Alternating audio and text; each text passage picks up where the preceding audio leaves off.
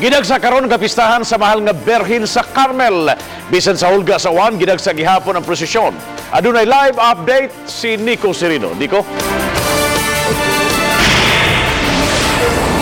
Yes ba, bisan ining hulga sa pag-uwan-uwan nga mugna og hinungaw ni Tropical Depression Falcon, wa kini makapugong sa bagang duot sa mga deboto nga mitambong nining kapiestahan sa mahal nga Birhen sa Carmel.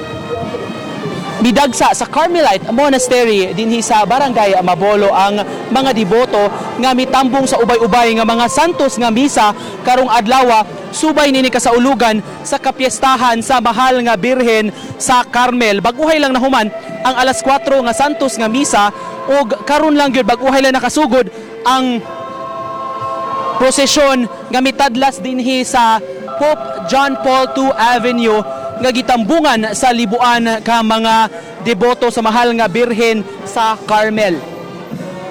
Ang ruta nining maong prosesyon, Bob, nagtadlas ni siya gikan dinhi sa Carmelite Monastery, paingon ni siya sa paggawas sa simbahan, muliko ni siya paingon sa Pope John Paul II Avenue padung sa Maidan Tres Borses.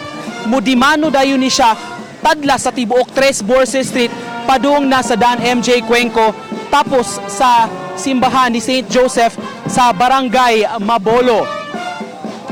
May santos nga misa nga himon alas 6 karong hapon sa simbahan sa Mabolo, dungan sab sa laing santos nga misa nga dungan sab nga ipahigayon karong alas 6 sab sa gabi dinhi sa Carmelite Monastery sa Barangay Mabolo. Bisan ining hulga sa pag-uwan-uwan karon wa kini makapugong sa bagang duot sa mga deboto.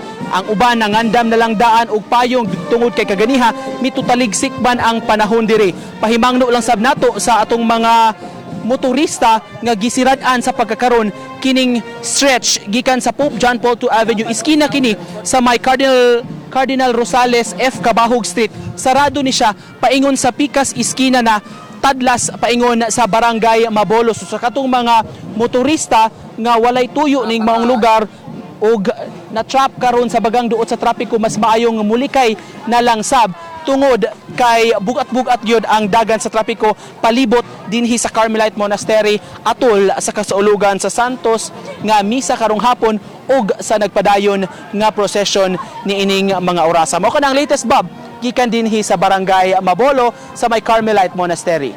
Thank you so much, Nico Serino, sa imong live report.